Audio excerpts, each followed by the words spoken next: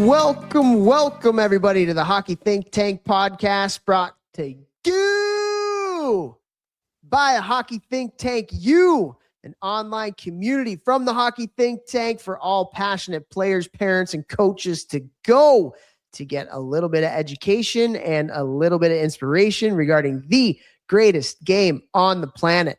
What an episode we have for you guys here today. Second time on the podcast.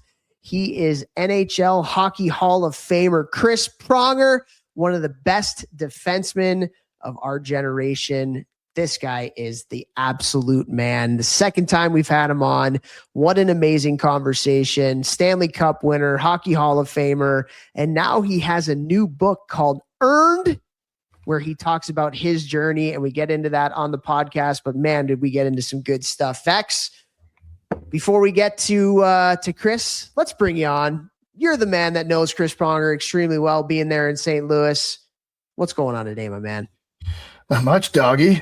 Pretty exciting week. Giving one of my gyms here a massive overhaul facelift. Yeah, you're Mr. Painter right now. Yeah, dude. Like called the company who does a lot of my gyms, and they wanted way too much for what this gym brings in revenue. So I was like, okay, I'm just gonna have to learn and do it myself. And here's a quick, cool lesson that I learned. Stop and think about things first before you do them, and make sure you do it in the best way possible before you start. Now, I'm a doer. I'm an action taker, and my process is I don't care. I'll start immediately when I have an idea, and I'll learn as I go, which I always do, and I did, and it works to a point. But like, very simple thing with painting. I've only painted like with a brush and a small roller, a couple small walls at my house. I'm painting this massive gym that's got, 30 plus foot high ceilings. I got to get all the way up there. And I bought the roller that's like 6 inches long. I didn't know they made paint rollers that are like 3 feet wide, so you could get way more done. So I'm in there the first day and night by myself. I think I put in 7 to 8 hours. I barely got anything done. The president of the org, Richard, great guy, awesome guy, Richard Freeman, comes in with these paintbrushes, and they're like 4 times as wide as mine, and we start bagging out way faster. I was like, okay, good lesson. Like, set the table first, then put the food on it. Don't just throw the food on it and start eating and doing, right? So it's been really cool, though. I'm really excited for the kids about what it's going to be when it's done here in the next week or so. So it's just super exciting. Advice to anybody out there: take it, don't take it. Organizations, put energy and effort and love into the spaces in the rinks. I see so many rinks, and this is part of, like, obviously we got to talk about profit, loss, all this stuff, but they're so privatized, they're sterile. It's not like a cool environment for the kids. It's not fun. There's no spaces that are like exciting for them to be in. Man, like, they wanted $24,000 to redo all the things I want to do in this gym for about $5,000. I'm doing it all and more. And it's because I want the kids to walk in and want to be in there. It's their gym. They're a part of it. And like, you don't have to do things that cost money. You can do things where you make the spaces for them. And I think it gets more buy-in, and it makes the experience of youth hockey way, way cooler for everyone involved. So I don't know. I just think that we need to always be kind of doing more of that type of stuff. Maybe I'm wrong. I don't know. Design environments, baby. Yeah. If the environment's better, you're going to get more out of the people who are in there. And I know that for a fact, because I've seen it with everything I've done. Yeah, 100%, man. That's cool. No, it's been funny as your cousin, and who knows you very well. Watching you do manual labor for me is it's pure entertainment. It is absolute pure entertainment for myself and probably everybody that knows you well. Yeah, of course, the bars are in the group chat, chirping me, I'm sure, all the time. Why you got a truck, bro? What are you using that for? Vinny always chirping me. I'm like, hey, I own multiple gyms. I put equipment in the back of that thing. I have 3-foot paintbrushes now that I need to take, and I cannot put that in my back seat. I need exactly, the truck for that. But coming full circle, cool thing. Pronger used to work out in that gym, and I when I first started talking to him, I think I told him, hey man, it's cool. It's like one of your old. We used to play with the Blues at this old rink. That was their training gym for in season, and I got it, and I showed him it, and now redoing it again. So it was cool to have him on the podcast, during this time while I'm redoing a space that he used a lot in his career. And, that's what's going to be really exciting about reading this new book as it's coming out here in the next week. I believe April 14th it drops.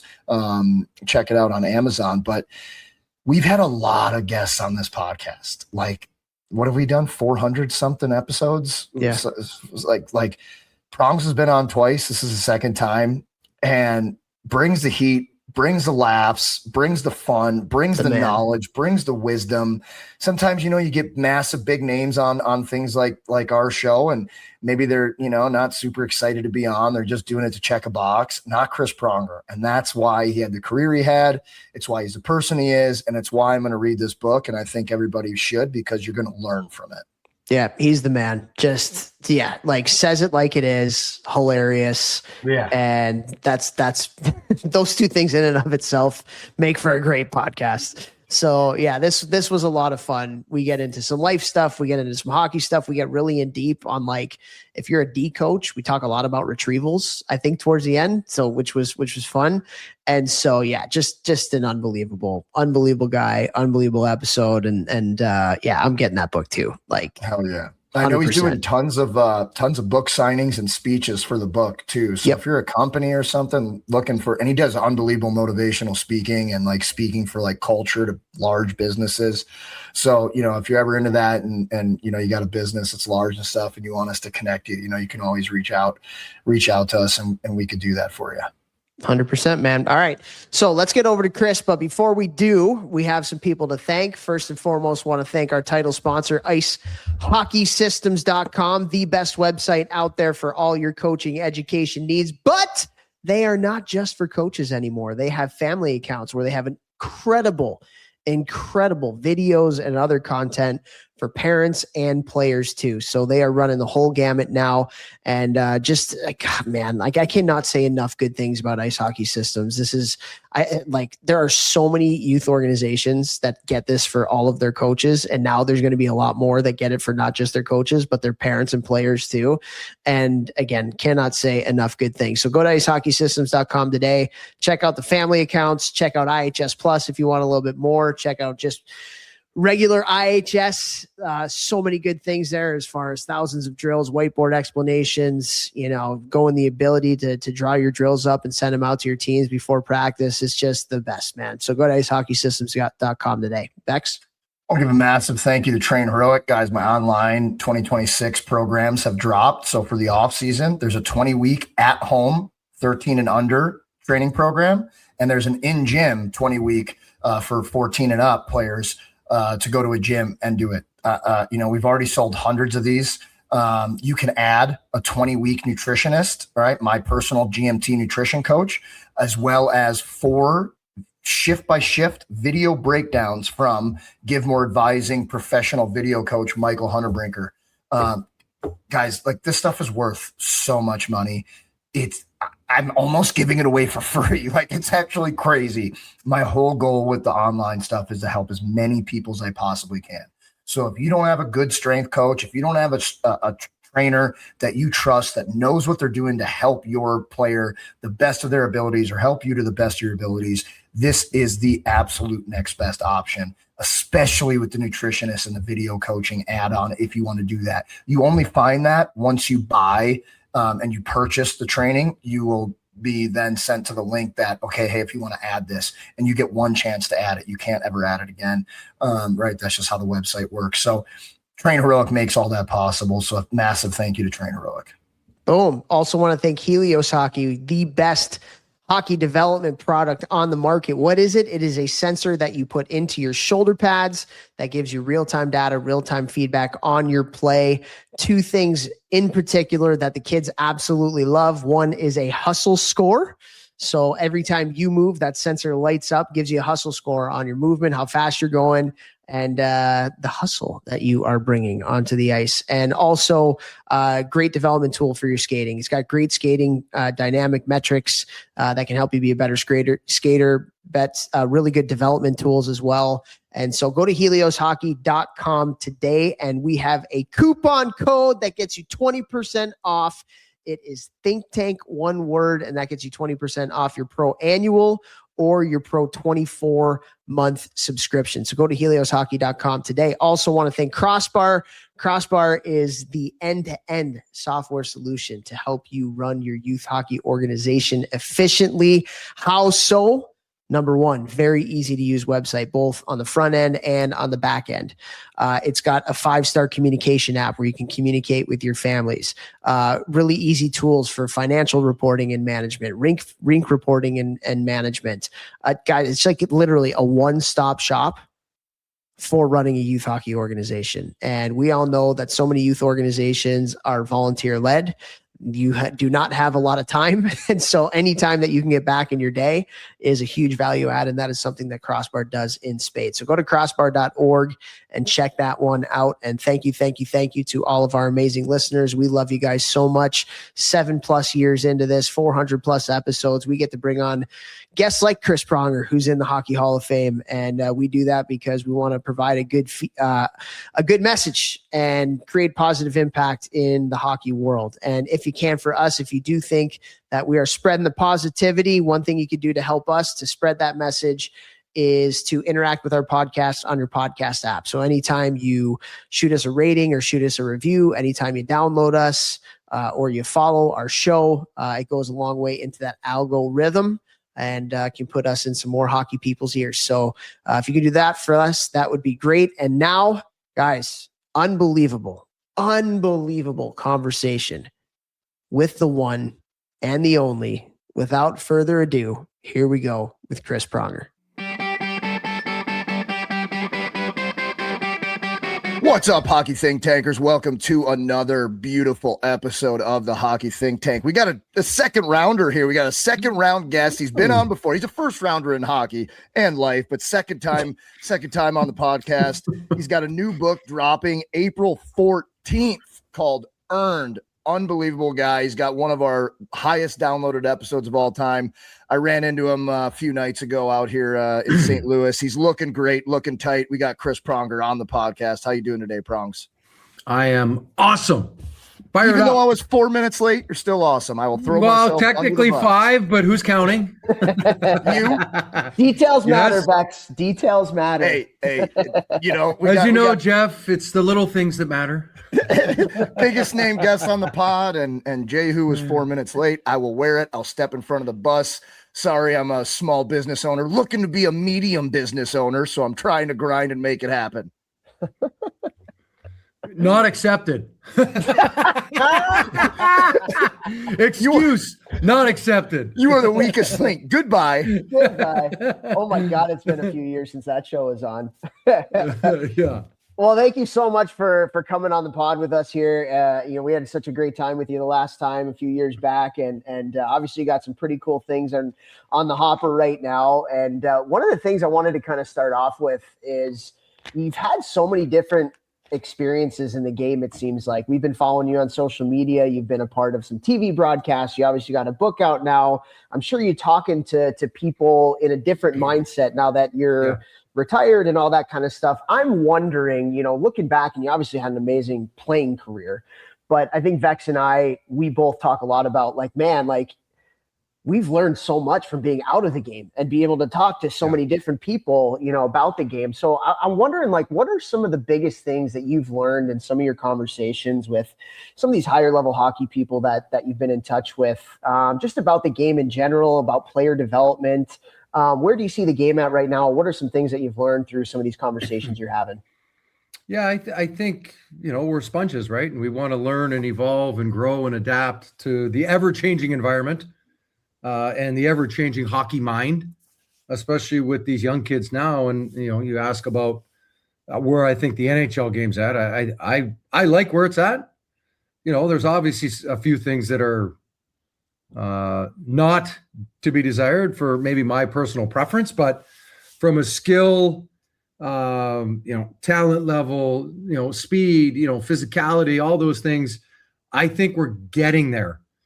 6-7 years ago, I was not happy with where the game was at. I thought Don Fehr was ruining the game personally.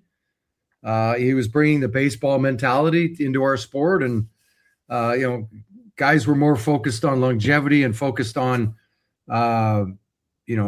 their stats and not putting the team ahead of personal goals and things of that nature. That just is not in the hockey DNA. And, yes, we're all worried about having the best career possible and having longevity, but you also have to play hurt at times. And if you want to play at the highest level and you want to compete and win championships, there's a good chance in an 82 game schedule in a physical sport like hockey, you're not going to be 100%. And if we're just constantly waiting to be 100%, we're never going to play.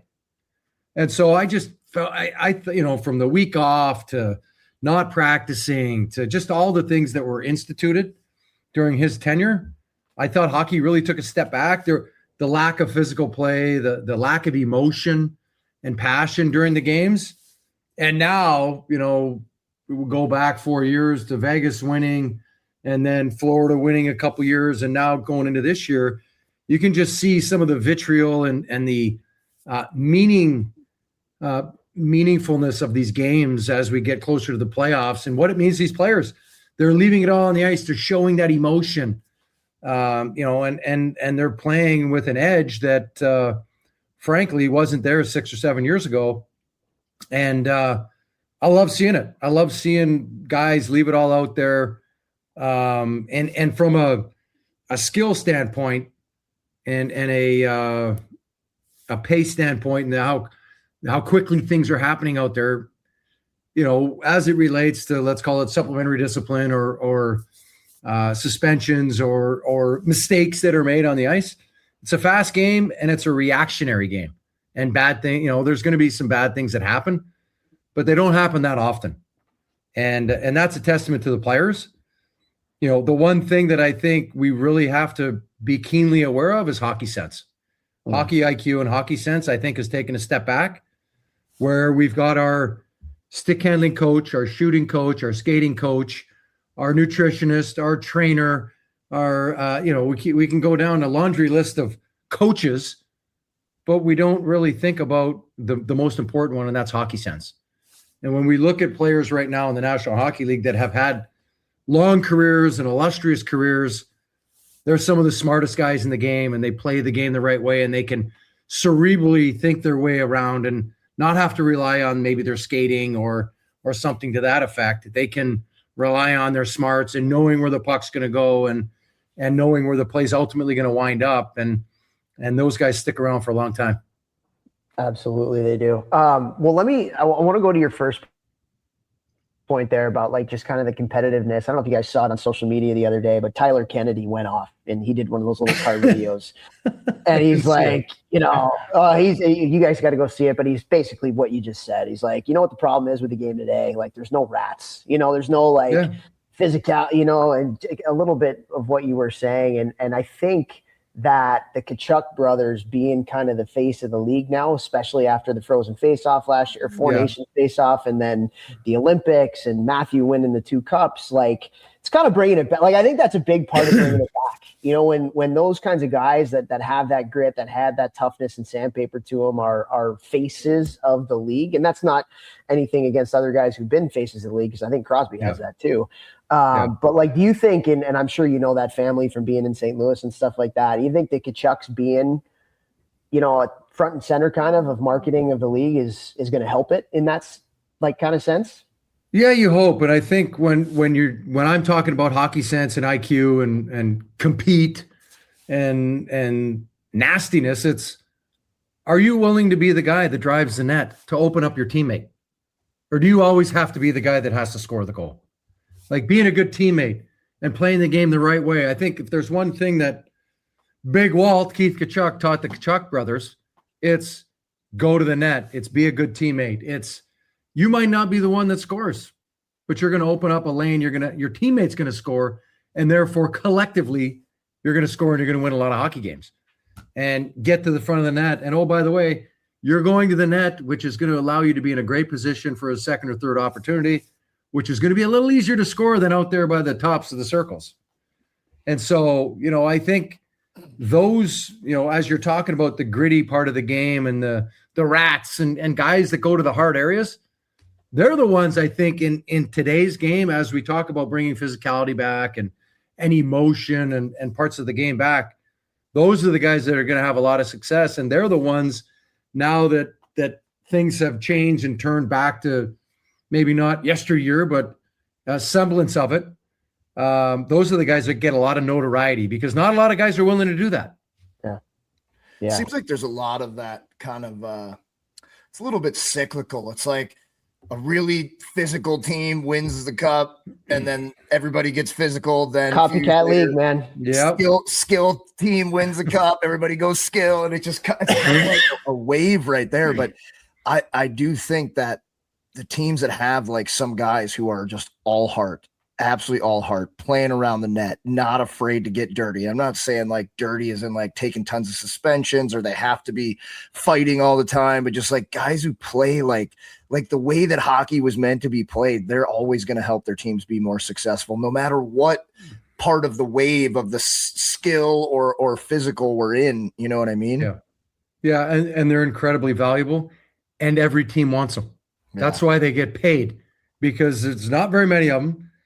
And if you can do that job and do it well, you're going to be paid handsomely because every team wants you. Yeah. And, you know, when you think about it, it just, there's not a lot of kids that either want to play like that or are allowed to play like that in today's youth hockey. So there's a question. Everybody puts emphasis on points and, you know, stats on the internet and stuff. So how do we get more kids to understand the value of playing that way? And like, that is a separator. Well, I think the moment we start seeing scouts start looking at those types of players and looking at what are we missing on our team? We're missing that sandpaper, that grit, that player that's willing to do anything to win.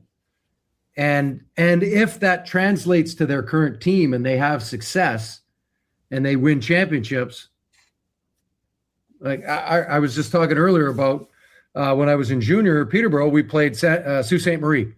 We played them in the OHL Cup to host the Memorial Cup. They beat us. We played them in the OHL Championship. We beat them. And then we played them again in the Memorial Cup final and lost. And they beat us 3-2. And I can tell you, every single player on their roster got a chance to play at the next level. Number one, because they played the right way, but number two, and most importantly, they knew what it took to win. They were champions. You know, who doesn't want to add it? How many times have we heard, oh, they don't have enough champions on their roster. They don't have a Stanley Cup winner. They don't have an Olympic gold medalist. Or they don't have this or that. You know, it's pedigree. It's people that know what it's going to take to win. They know how to bring a team together. They know how to instill that culture of togetherness and the belief in one another in the locker room, and then have that go out and translate on the ice. Totally. You know, what's interesting. I wonder what you guys think about this, just as we're talking about it. I think about kind of like the youth hockey landscape today and how the talent pyramid is getting narrowed at such a younger and younger age now. And I think about the rise of like the super teams, even at the youngest of levels. And you know, it's almost like an oxymoron where it's like these teams are winning a lot, but they're not learning how to win because winning is easy, as opposed to, you know, a kid that might not be on a team that's as good, but they have to grit it and they have to put their team on their back and they have to, you know, fail and learn and be a leader and all these little intangible things make their teammates that are really better. Important to really make their teammates better. Yeah, 100%. And it's fun. Like, it's almost coming full circle to me right now. It's a circle, Jeff. It's a full circle moment. Very like, I don't know what you guys. Not a square. Yes. But not a rectangle. Do you guys have any thoughts on that? Like, we're not teaching them those little things. No, it's the fact that we're talking about super teams is a joke, number one. Secondly, how do you get better if you're not ever challenging yourself against a top competition? And I'm pretty sure those super teams, they probably don't practice very hard because it's so easy. It acts pretty sad. And actually, to your point, what are they learning about themselves? How are they challenging themselves, both from a hockey play perspective, but more importantly of getting down in the gutter and struggling and having some adversity and failing and learning what sacrifice actually looks like for one another and how to stand up for your teammates. If you're not ever losing, how do you stand up for a teammate? How do you know when you made a hard decision and made a tough decision where maybe things weren't going your way and you know what, you needed to change the flow of the game, and all these different things that we see happen now throughout, the landscape of hockey, youth sports all the way up to pro. It's not like it's changed all that much. The style of play maybe has a little bit, but not that much. I was just at my gym. I was training Kyron Williams, a guy's a running back in the NFL, and we were sitting in my sauna after the workout. And we were just talking about, I was saying, I'm having, Chris Pronger on the podcast, like, who that is. And he said during the workout, hockey was his first love. I was like, okay, let's go. He's got a pretty good shot. I get him in the shooting lane shooting. But we were talking about, he's like, oh, what's he doing now? We're talking about public speaking, and he wrote a book, and I was telling him about my speaking kind of experience that I've gotten into. And he was like, the world needs people who've been through the hard times to help the other people get through their hard times. Like, it's hard. It's a lot easier to get through a hard time if you've got a mentor or a friend or a teammate who's been there and they know how to help you get through it. And that's exactly what we're talking about right here. Like, if you're on a super team that goes 99-0, your entire youth hockey, you're going to get to juniors, you're going to get slapped in the face because you're going to get sat, you're going to get injured, you're going to go through hard times. And if you've never gone through them in your youth, it is so much harder when they hit you later in life. So that's what we're saying here, guys. Like, these super team things, like, you're taken away from those learning experiences that are the hard times when you're younger. Adversity is a gift. If we don't lean into adversity, we're not going to grow. We're not going to, create that grit and resilience that we need for those difficult moments. If you don't know what losing feels like, if you don't know what failure feels like, when you ultimately, and you will, lose, fail, whatever we want to call it, when you haven't gone through those difficult moments and tested your mettle and built the character and the resolve that I can get through this, I can overcome this, I can battle through anything. If you've never been down at the bottom, and that's a lot of what I talk about in the book, where people see the championships and the rings and all the trophies and all the different stuff. I'm like, you seem to always forget that I was down at the very bottom of the barrel, being booed on home ice, depressed, anxious, feeling the pressure and the weight of expectations of a city, a team, ownership, all the rest of it coming down on top of me, and figuring out a way to find myself, create and set standards that are going to allow me to scratch and claw my way out of it, and then build that grit that I'm going to need so that, when I have a heart attack on the ice, when I blow out my ACL, when I have a career-ending injury, I know how to respond and react to it and really kind of meet that adversity head on and figure out a way to push through it. Well, that's one of the reasons I'm really excited to read your book, is because after you came on our podcast, maybe a little bit before, because we had met in person and then you came on the podcast, I think, I started following your Instagram more closely, and I love all the clips from all your speeches, because, like, most people, myself included, I can't relate to you being so much better than everybody in hockey. I was good, wasn't as good as you. And so, like, that stuff, it doesn't really help me. But when you talk about on stage, what you just said, the adversity, going through this is how I got over it. You're one of my favorite follows on Instagram now when I see your speeches and you're speaking to these companies, all these people, because it's relatable. Everybody goes through hard times. Yeah. So when you have somebody or a book like you're dropping here, or, you hire somebody like Chris to speak to your company or whatever, like, learning from somebody who's been through a lot And then, you know him, you know where he got to, and it came from those hard times. I think that stuff is like so freaking important and so relatable to everybody. And that's why, I'm a big fan of your Instagram and excited to read the new book as well. Yeah. And that's one of the reasons why I wrote the book, because people were like, oh, it was easy for you. I'm like, oh, I'm sorry. You know my story? They always forget. They don't really dive deep and take a look. They're just surface, and they see, the good times, like, oh my God, it was so easy for him. He was so big and he was so much this and that. I'm like, yeah, I was tall. I wasn't big. Yeah. I was tall and skinny. I weighed about 160 pounds in junior. Like, give me a break. So it just, you try to put a little context around it for people.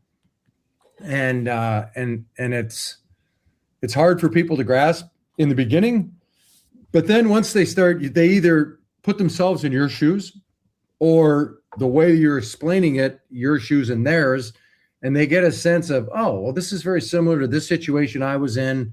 Here's how I responded, or pushed through it, or quit.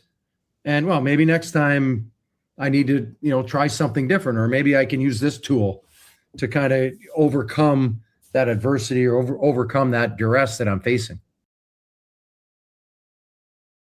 Yeah. Well, let me ask you this, because you mentioned the word already, and I know it's a big part of your book, but standards. You talk about standards. It's something that's big with you. And there was I can't remember who said the quote, but the quote was standards over feelings.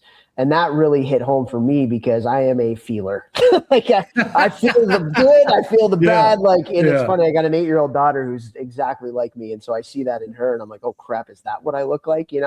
But really kind of trying to focus on standards over feelings, and having a plan and a rhyme or a reason, depending, it doesn't matter how I feel. You just got to do X, Y, and Z. Can you talk a little bit about how standards helped you through some of those tougher times? I know it's a big part of the book. Yeah. And so just walk us through a little bit of what that means to you and how you use them in your life. Yeah. I think it was, I was talented, if we're talking, I was talented. I was good at playing hockey. I love to play hockey. It's what I did every single day, but I didn't really have standards set in place where, every single day I was going to work out, and every single day I was going to do this, and it was, as I look back on it, it was like, well, if I felt good, I trained hard. If I didn't feel good, I didn't train hard. And if I didn't, it was based on, to your point about feelings. And until I figured out that it needed to be, this is the standard, I'm going to be disciplined, I'm going to have good habits, and I'm going to be consistent, regardless of how I felt, regardless of outside distractions and what was going on around me. This was the standard, and this was the expectation, that this is what I'm going to do. And I needed to, again, set the mindset of, there's no victimhood mentality. It's nobody's fault but your own. Take ownership, take accountability, go out, put the work in, and trust the process. We hear that all the time, trust the process. What does that mean? It means don't be deterred. Just do your job to the best of your abilities every single day. And when we say, oh, you got to give 100%, well, it's 100% what you got that day. You're not going to be 100% every single day. You're going to be 100% of where you are every day, and leaving it all in the gym, on the ice, whatever, in the office, whatever we're talking about. And so once I set that standard of, I'm going to be the hardest worker in the room, nobody is going to outwork me. Nobody is going to outlast me on the ice. Nobody's going to work harder in the gym. And once I set that standard of, that is the expectation, then every single day, that was my goal every day. And once I did that, I had the talent. I started to fill out the frame and started to fill everything out. And then, because I was a rink rat, and because I loved the game, and because I constantly studied the game, my hockey sense and IQ allowed me to then get to that next level, that all of the expectations of people and all of the pressure from people of living up to your draft status, or living up to your contract status, or whatever, you're able to not only meet that, but then exceed that, because that's not your standard. This is my standard. And as I set my standard, I'm here. I don't hold you to this standard. I hold you to this standard. If you can't get to here, I am going to ride your ass to get here. and from an accountability standpoint, and push you to get better. And that's that. You talk about super teams. That's that teamwork and that bonding that happens in practice and in the course of games, where you're pushing one another to be better sometimes in a good manner, sometimes in a adversarial, aggressive manner, because you're like, I need you to be at the top of your game because I want to win. And I know you want to win, but we need each other to win together. Yeah.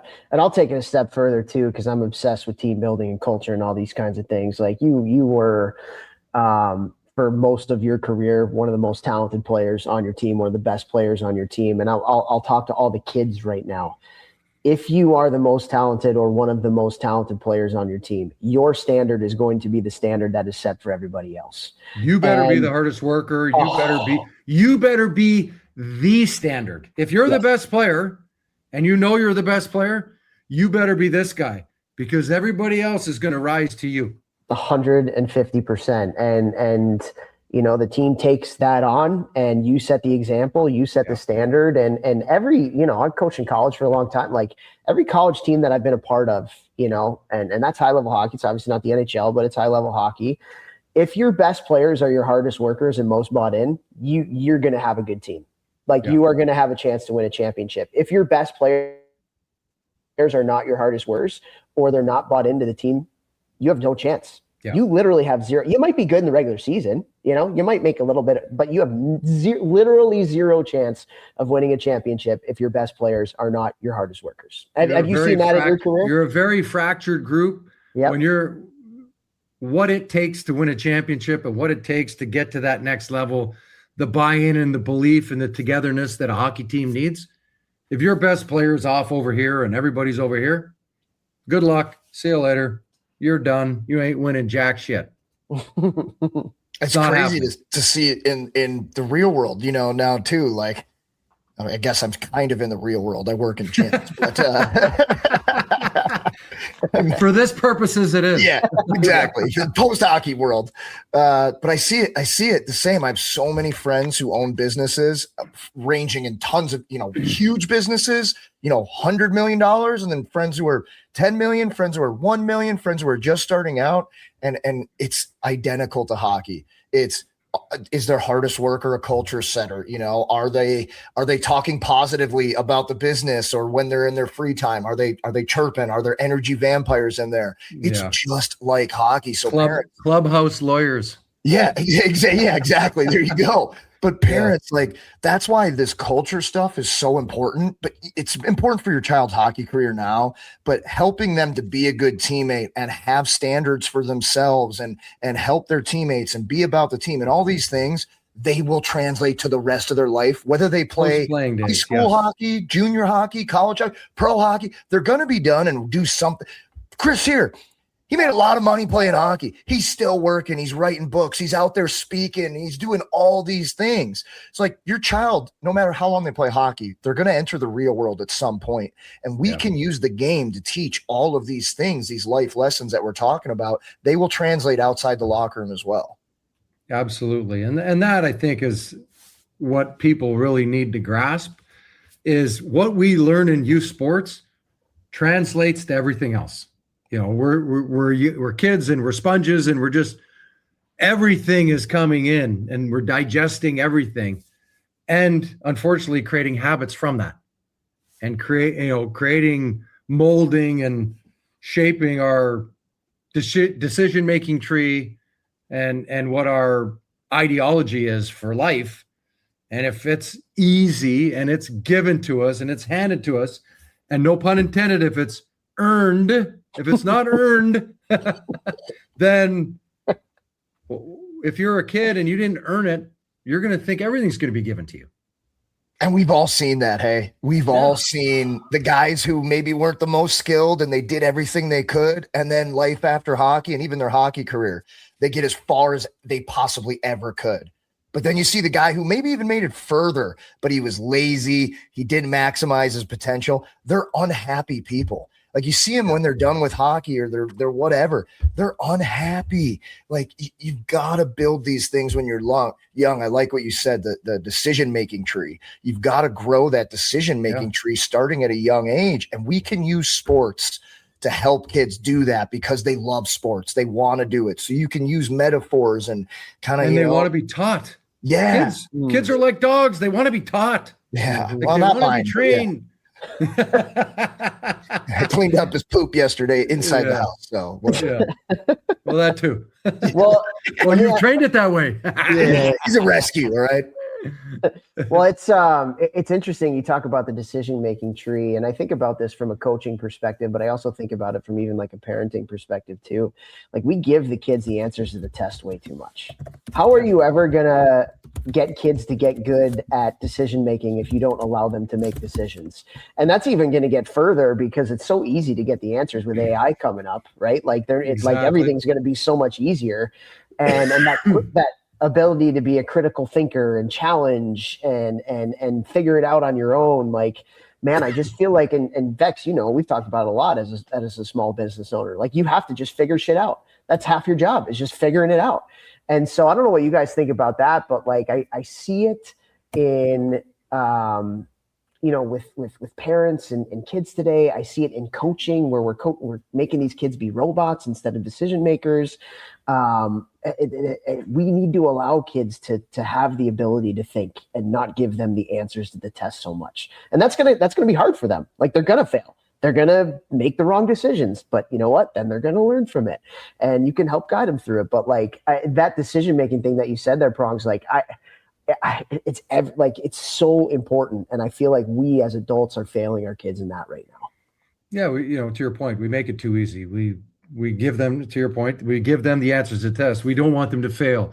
We want to, wrap them in bubble tape and make sure that they don't fail and they don't hurt themselves. That's when they're supposed to do it. It's like time immemorial. You're supposed to learn as a kid so that when it really matters when you're an adult, that you don't screw up and you don't make big mistakes. Make small mistakes when you're a kid so that you don't make them again when you're an adult. And, I think we're losing sight of that fact, both from a personal life perspective, but also from a youth sports playing a game perspective. And, we've got to do better as adults we're the adults in the room. We need to act like it. Yeah. Yeah, 100%. And I'll even take it a step further. You said it earlier, and everybody that I talk to still at the higher levels of the game is like, man, we need some hockey sense. Got a lot of skilled kids. We need some hockey sense. And I think that's a perfect kind of analogy to what we're seeing in hockey right now. We're giving kids too much of the answers to the test. We're overcoaching them. And I would imagine, and so many of the people that we talked to, and I remember from our first conversation that we had, you learned a lot of the hockey sense thing playing with your brother and the unstructured play and figuring it out. And, there's such an over-reliance on the skill coach. And that's not to say that skill coaches are bad. Like they can help make you better too. Yeah. But there's such an over-reliance on that. There's such an over-reliance on wins. So now coaches are coaching to coach robots and systems at younger ages, and they're not making decisions from that standpoint. And so, Vex, tell us what you really think, Vex. What do you got? Well, that just drives me nuts because I know from my own career, because I didn't have hockey IQ like Topher, like you. I was really fast. And at a young age, I've talked about this on the podcast a lot, I could just beat guys wide. So coaches encourage that. Yeah. But then I got to juniors and I couldn't do it anymore. I went from first line to fourth line, healthy scratch, can't figure out the game, hating my life, went through all the hard times. And I look back, I'm like, man, like just if coaches would have been like, hey, you can't just do that every time. Like if they would have coached me just like a little bit better, I think, and I look at that kind of the same thing as like hardcore systems in young hockey and not let coaches who go nuts every mistake. And I know we want to win, but like, it's really about them getting better. That is what the younger ages are about. And I just see these kids who are robots and they can't think the game and it's just dump it all the time. And it drives me nuts, man. Yeah. It's, it's funny. I had a couple of hard rules, even when I played in the NHL, and I watch kids now and I'm like, if you're a defenseman and you're going back for the puck, and you have an option to go on your backhand or your forehand, which way are you going to go? And I watched the NHL today. 75% of these kids go to their backhand. In the NHL. In the NHL. And they turn it over because they can't get enough on it, because there's pressure, and there's an attack, a forechecker, and they can't get enough on it because, number one, it's against the boards. Number two, they're on their backhand. Number three, they get no whip on their stick, which we all know is going to happen. And then when it does happen, I'm like, oh, shocker, he turned it over. Yet they chose to go to their backhand. Why? Are they fighting against something? Or do they want to make mistakes? Do they want to get benched? Like, if you have a choice to go to your forehand or your backhand, why would you not go to your forehand? And now you got your head up. Now you're moving now you're moving the puck crisp. Now you're moving it fast and hard, and make an elusive play to your backhand and go to your forehand. Al MacInnis had the worst stick in hockey, and we were talking about it. I did the Ice Guardians podcast last night.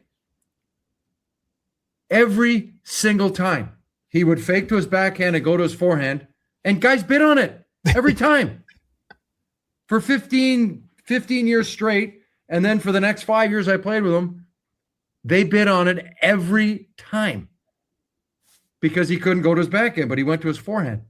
But he just had to make a subtle fake. The guy would give him a little, and then boom, he's going the other way. And so anyways, the point of what I'm getting at is teach these kids how to make plays, make sure that they're given free rein to make plays. Like, let's not always just go back and rim it. Let's go back and try to make an elusive move. Let's try to get the puck off the wall. Let's try to either get it in the middle or up the wall. Tape to tape. There's nothing better than tape to tape. A crisp outlet pass to make a smooth transition, to get out of your zone, get on the attack. Who doesn't want to go play offense? But even in the NHL, I see these mistakes over and over again. And I'm baffled that nobody tells these kids, maybe try going to your forehand. Like late in the game, guys going back to get it, instead of like pulling it off the boards and hard rimming it on your forehand, you're already on it. They decide, no, I'm going to stop and go back the other way on my backhand. Like, why are we doing this? But what do you think if we're going to look at the data and the analytics, what do you think the odds are that they're going to get that puck out on their backhand? With the team forechecking, 6-on-5, they're trying to score. What do you think the odds are? Probably about 5%, maybe, that it gets through to their teammate who then has a chance to maybe get it out. It's insanity, yet we don't talk about that stuff. Yeah. Well, let me ask you this. We're talking about retrievals and specifically the player that's going to get the puck. I feel like in a lot of when I talk to coaches, we coach a lot on the player going to get the puck, and I don't think we coach enough on the player that's supporting the player to go get the puck. Can I ask you guys, before you ask me this question, can I ask you guys a question specifically on this, but more importantly, when we talk about hockey IQ and hockey sense, do you find that these kids are like really quiet? They don't talk on the ice? Yes, 100%. Yeah. I find that not only on the ice, in person. Yes, well, because they're texting each other. Well, there's always an AirPod in when they're walking in. I'm like, take that damn thing out of you do not wear that if you're around me. Get that out, be present, talk to people. Yeah. Like, it's technology. Yeah.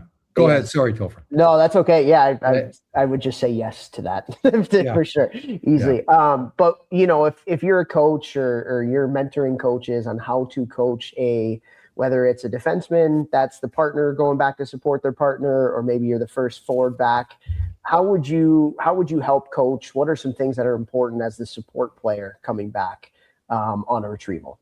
First and foremost, this is why I just brought up what I brought up: communication. A lot of times that first defenseman going back is under duress. He's under pressure. Well, who's his eyes? His D partner. His D partner is telling him over, reverse, eat it, whatever the call is going to be. He's the guy that can look and see where the attackers are coming from, how are they setting up their offensive zone forecheck, the opposition that is, and then where are our players? Going back, hard rim. Like, You need to tell your teammate and your defense partner when they're under pressure and they got their face going against the glass and they have half a second to make a play. What are they doing with it? That's your job as their partner to tell them and be talking to them. And also the goalie, who also, by the way, I think are fairly quiet relative to, eras gone by.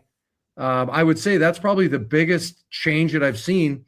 And, when I've been down at Blues games, these guys are mutes out there. They don't even talk.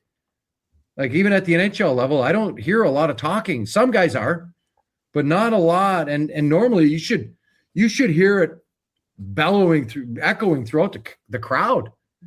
Especially, while play's going on. So, first and foremost that, but then it's supporting. How do you support?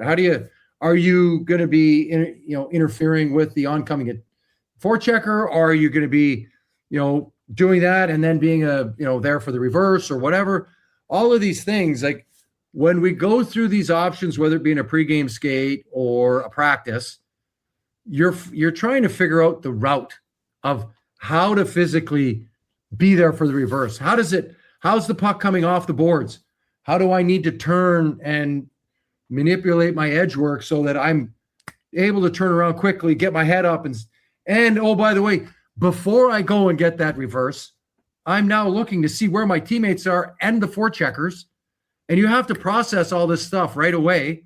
So then as you turn and get it, you know exactly where your options are going to be. 1, 2, 3, 4, whatever it is. As the oncoming attackers then change their track because they now see the reverse, or they're reading that you're going for a reverse, so they alter course. There's so many things that you have to do to break out a puck, but make it quick, make it seamless, and make it look easy, frankly, because it can look easy even under duress, even under pressure, but it has to be done with the proper routing. It has to be done with a lot of communication. And also, oh, by the way, there's that crazy word called practice that you need to replicate over and over again as to you go back, oh, okay, it's going to be a chip, or it's going to be an over, or it's going to be a reverse, or it's going to be a bump into the middle to the center iceman, where maybe you're going for an over and you read the guy's overplaying it. So you tell your teammate, bump it into the middle. All these different things, but all of it starts from what? Communication. I got a good story for you. So this is, I believe he might have at one point been a D partner of yours in St. Louis, but Todd Reardon. Yes, he was coaching in the NHL now. And so when I was like 14, it was at the beginning of the season. He was getting ready to go to training camp, and he was in Edmonton at the time. And he came out and skated with our team just with a practice real quick before going to training camp. And our coach brings us in, at the end of practice, and he goes, "Hey, Todd, you're playing in the NHL right now. If you had one piece of advice, for these kids, before you head off to training camp, what would it be?" And he literally said, "Talk on the ice." Like that was it. He said, "Talk on the ice." And he told us a story about his D partner in Edmonton at the time was Boris Mironov. And he said he was a grumpy Russian guy. And, and weird. He basically said that, like, if Mironov was going back to get a puck on a retrieval and he was the support player and he didn't talk or give the right direction for him, Mironov would like literally try to fight him on the bench. Like he would get so upset that he didn't communicate the right, like that was his biggest thing that he wanted from his D partner is when I'm under pressure, like you got to be my eyes. And I'll never forget that story. Cause here's like an NHL player coming out on the ice, right, with a bunch of 14-year-olds, and we're expecting, him to say some crazy, amazing NHL caliber type thing. Deep thoughts. Exactly. And it's like, what can we leave you with? And he said, talk on the ice. Yep. And like now I think about it, here we are having a conversation with you 25 years later, and we're still talking about how important that is. Just little tiny thing that can make the game so much easier for everybody. The game is not complicated. We make it complicated. Yeah. Like we try to either overanalyze or overcomplicate when we actually need to make it more simple. Like breaking the puck out as defensemen, as we're kind of finishing that, it's not overly complicated. You only have so many outlets and so many options. It's based on where's the forechecker coming from, where's your partner and where your teammates situated on the ice. And then from there, you only got so many outlets, and depending upon how much time you have to actually make a play, how quickly you either go back to the puck or how much pressure is on you, and can you absorb the hit and then make the play, or do you have to make the play before you absorb the hit? Yeah. And oh, by the way, yes, the onus is upon you to protect yourself at all times. It's not on the other player; it's on you. Amen. And your teammate to be talking to you, communicating where the pressure is coming from. Oh, amen.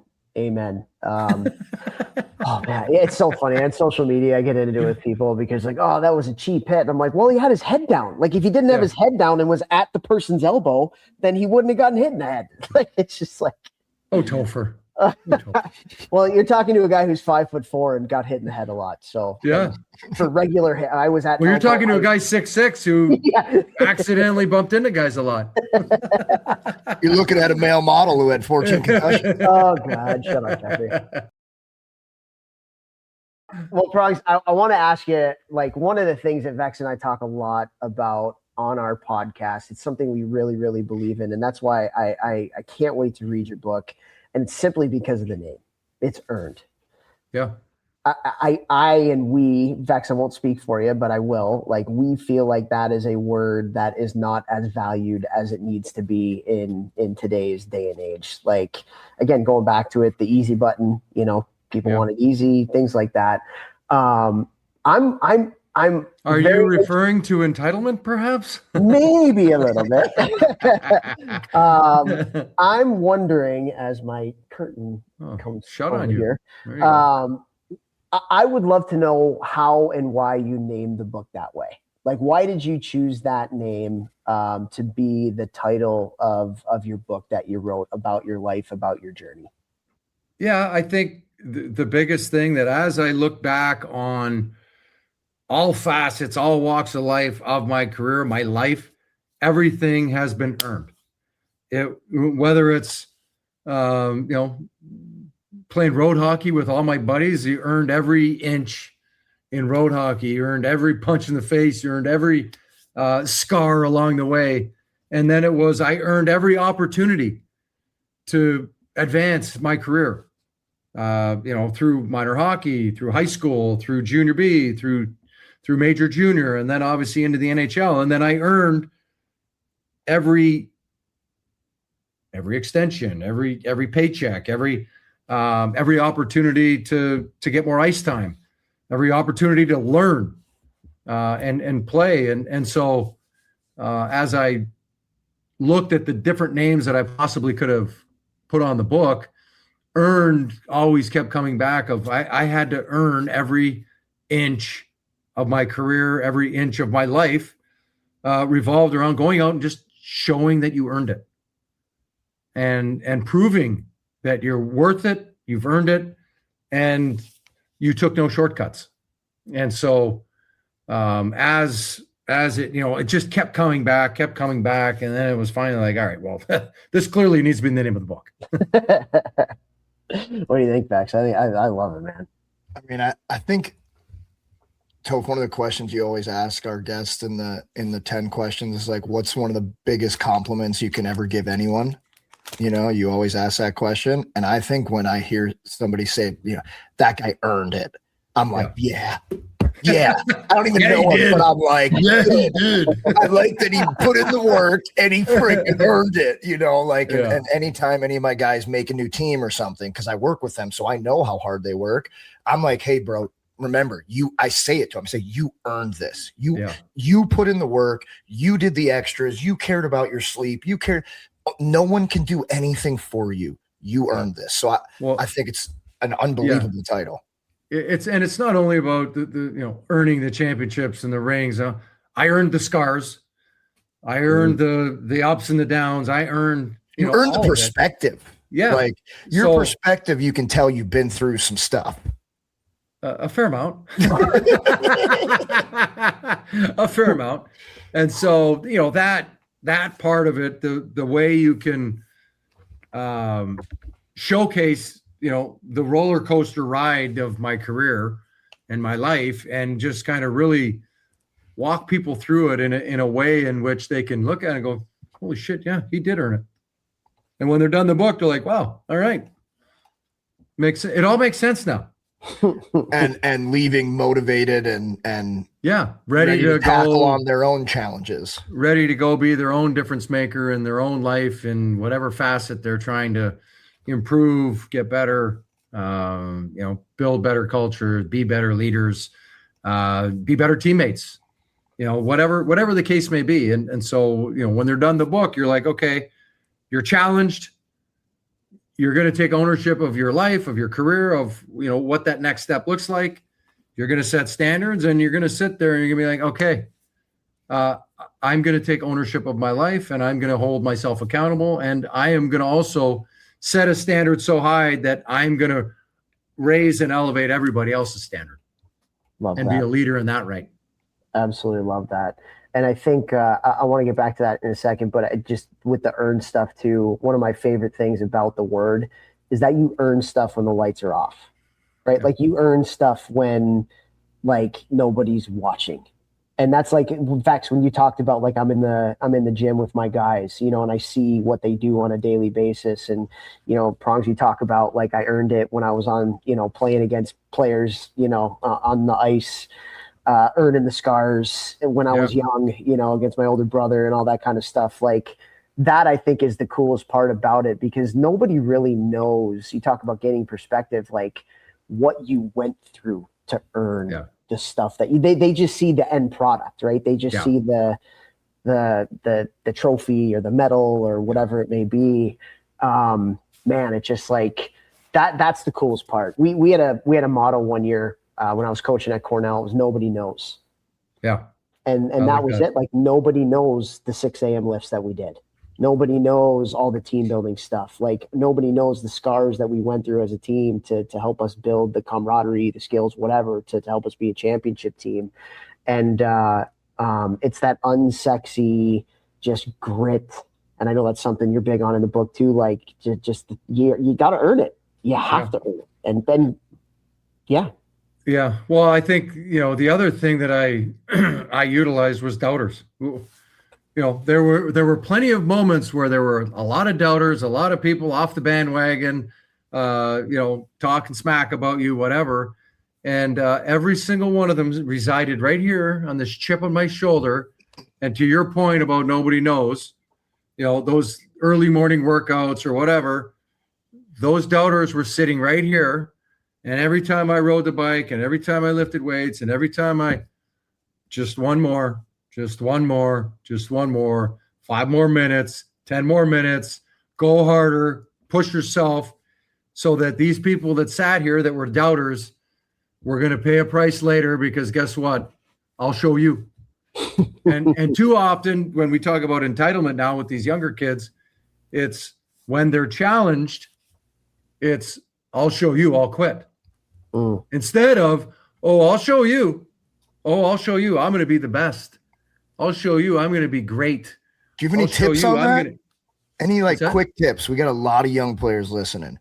You got a doubter, or you got somebody who says you're not good enough or whatever. Was there anything in your mind that you ever could right away be like, yeah, I'm going to use that? Like, how did you use that? How do they know? How do they know? How do they know you? How do they know what you're made of? And if they think you're made of that, prove them wrong. Well, use that as motivation to prove everybody wrong. Why accept that premise when you don't have to? Why let XYZ media member or XYZ coach of some other team, why are you allowing them to live rent-free in your head? Why not use that and let it sit right here on this chip on your shoulder as motivation to do one more rep, 10 more minutes on the bike, 10 more minutes of a sprint work, whatever the case may be, 10 more minutes on the ice, pulling pucks off the boards, tipping pucks, whatever, 10 more sprints, whatever that means to you. Why not use that as just motivation of, you know what, I'll show you, I'll prove you wrong.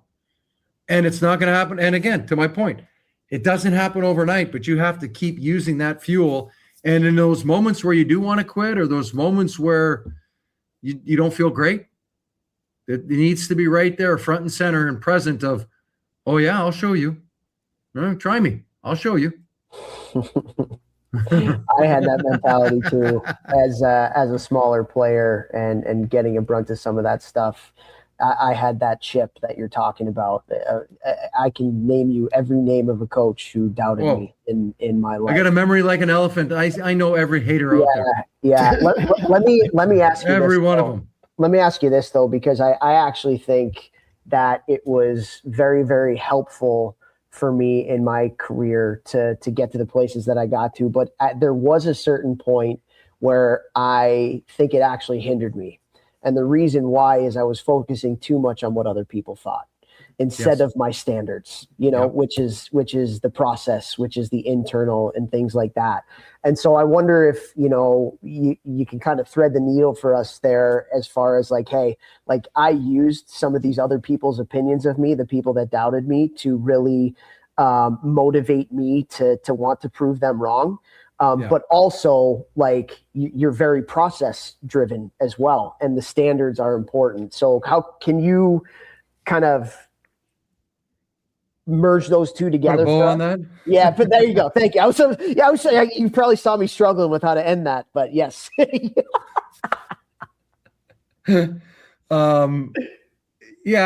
think you have to care enough that it motivates you, but not enough that it eats you alive. And some people, they take that inbound, they take that and they take it to heart and they let it just sit at their core and their center, where you have to just be like, you don't matter to me. Why am I going to, and I love the Aaron Rodgers, I think, quoted. He's like, why am I going to listen to criticism from somebody I don't ask for advice from? Like, who cares? So good. But you can take that in and use it as fuel and motivation, but you can't let it sit in your soul like it's the end all be all. What the hell do they know? They don't know jack shit about you, about what you're made of, about your character. And so it's up to you to show that, and so when you take this, we'll call it criticism or whatever, you use that as fuel and motivation to prove them wrong, but you can't give it credence in the sense that they're actually correct. You're just using it as fuel. It's like wood. It's kindling. We're using it to start our fire, and then we're lobbing it on top to just be the fuel to that fire and just to get that ember burning bright and strong so you can go crush a workout, or you can go hone your craft on the ice, or go to the office and be a better leader. And, you know what? You're a terrible leader. Okay, well, I'll show you. I'll go do my job, and then I'll help these other people get better. And all the different things that that can really kind of take from that. So it's not letting it into your heart and soul. It's not letting it be a part of who you are. It's just over here. It's on the peripheral. It's just over here. It's whatever. Yeah. It's like Happy Gilmore. You got to use it. Harness energy, block bad, up and down and around, flow. It's like a carrot. Doing the ball dance. But it's true. I think what Chris is saying there too, where I think a lot of young players, they take it in and they take it to heart. They start to kind of use it. You've also got to like transition it into a positive. You've got this thing. Somebody said, you're a terrible leader. He's selfish. Okay, I'm going to prove you wrong. I'm going to prove you wrong. I'm going to prove that I am a good leader. I am, and I can do this. Yes, but it's not also about your sole purpose is to prove that person wrong. It needs to be inside of the full package. Yeah. Too often I think to kind of where you were going was your sole purpose is I'm just going to prove that person wrong. And now your whole mission becomes about that person. Yeah. It needs to be about the process and utilizing it just as a little bit of fuel to like, oh yeah, sure, whatever, I'll show you. But you have to stay focused on, like I tell people, I'm like, there's no rear view mirror here. Like we're looking this way for a reason. We're looking forward. We're looking in front of us. We're looking at what's ahead, what's next. We're not worried about the stuff we've already done, good and bad, right or wrong. We learn from it, but we utilize it for what's going this way. And I think that's where what you're talking about, where We don't get too consumed by it. We just allow it to fuel us, but that's not our focus. It's going this way. It's getting better. It's performance. It's how we play and how we perform. And then that just fuels the gas tank. Life after hockey, I try, like, sometimes I have to make up enemies, like to because in hockey, I had a lot of people doubted me. This guy's an idiot. He can't play past the house league. He's too fast. Yeah. He's too good looking. God. Oh, but I just like, I love the podcast now, Jeff. Jesus. I loved using that as fuel. Like, I was able to do that really well. And now in my life after hockey, like, sometimes I need that. I need somebody to doubt me. I need somebody to say they don't like what I do, because I always find that I'm like, yeah. Like Sal Frizella chirping me a few weeks ago saying, you couldn't even touch a baseball. I went all in on baseball. I only had like 10 days, but I did everything. I think I swung like 1,000 swings a day. I was like, I'm going to freaking prove this guy wrong. I can touch a baseball. Like, it's using the negative and then trying to channel it into something good for whatever it is you're doing, right? You can use the hard times, guys. And it's creating, to what you just said, it's creating little challenges too. Little measuring sticks to, let's see if I can do that. Yeah. Oh, you don't think I can do that? Well, you may not get all the way there the first time, but can you get there through the process? Right. Love awesome. That. Well, Prongs, your book is out. It's out for pre-order now. Pre-order now, Amazon.com. And it's out officially in a couple weeks here, April 14th release date. And I cannot wait to get my hands on it and to end this thing off here. You put your heart and soul into this thing, and I have to imagine there's a lot in there that is going to help a lot of people. But if you can, just what are you most proud about this book coming out, and what's the message or messages that you want people to take from it as they pick it up and turn the pages?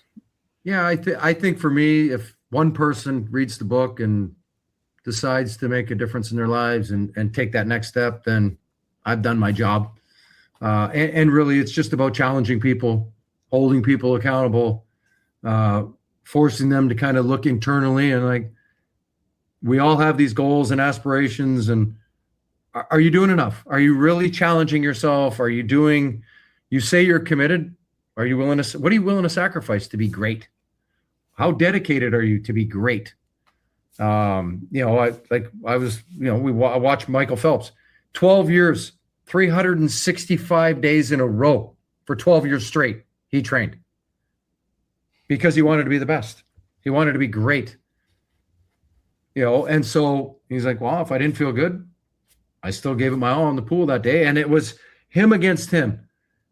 I wanted to be a second better. I wanted to be a quarter second better. I wanted to be, and he just pushed himself over and over. He was racing himself, for lack of a better term, not a record or somebody else. He was racing himself to get better against himself over and over and over again. And so that type of dedication, that type of relentlessness, will bode excellent results, but it's buying into that. And then it's going out and actually taking action and executing.